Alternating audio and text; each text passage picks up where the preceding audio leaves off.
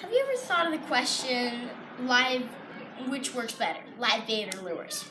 No chance live bait works a ton better. I mean, with all the different styles of lures, you might catch a few fish, but with the live bait in the right areas, you could have 10 fish in an hour, is my record. But when it comes to lures, there's so many different choices. There's so many different places. Most people do not know where to use them and which ones work. Take the frog. There's a ton of different styles of frogs, and I would recommend fishing these frogs in very weeded areas with a lot of weeds, just places with a lot of weeds. And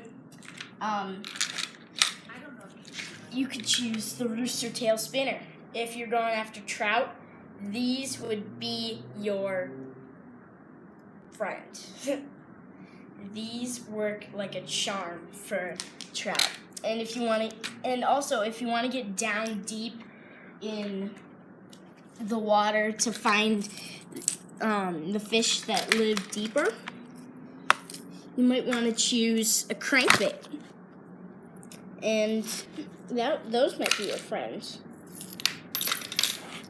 Or if you want great topwater action, you might want to use the original floating by Rapala. Probably the best lure ever invented. You can get them in different sizes too. I have another size right here, for whichever one works best. I would recommend this color just because of the action and the shining in the water. It is awesome. And let's put my crankbaits away.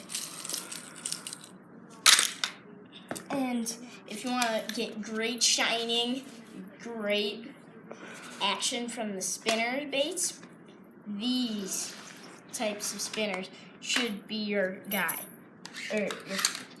Whatever. But then there's tons of different kinds of spinners, but that's not a spinner. And anyone works, just depending on the size. You might want to use this one for bass, this one for bass too, maybe, and maybe this one for pike and muskie, or very, very, very big bass. So, yeah, and if you want to flip your lures into very covered areas with a lot of logs and stuff, take the snag-proof flipping jig as your guy.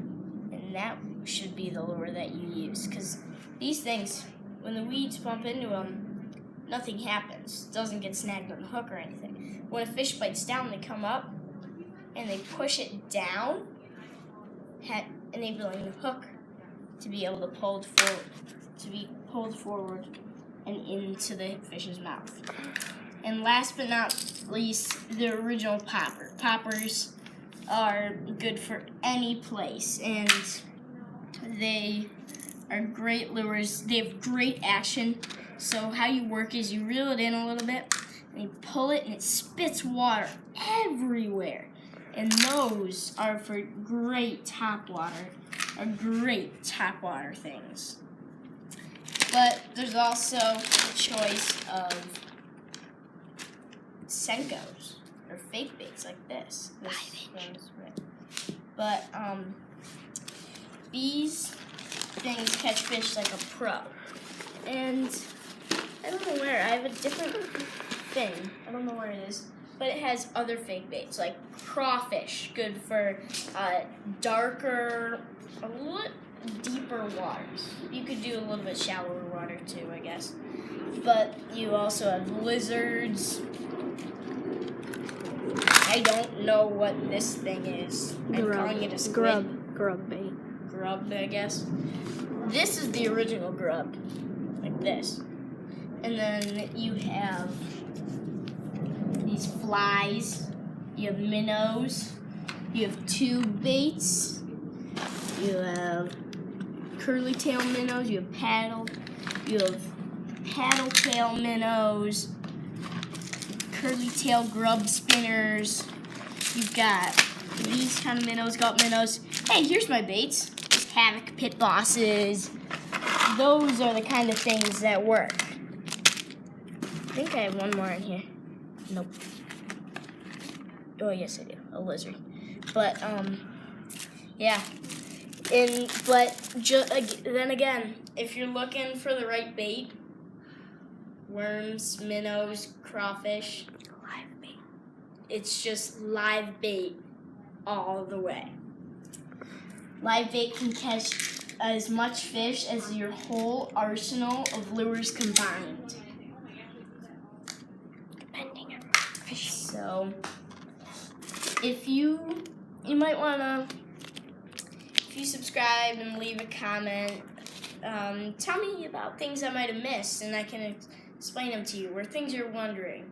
And just so you know, check my YouTube on the weekends, because me and Epic Fishing here will go fishing out a lot on the weekends.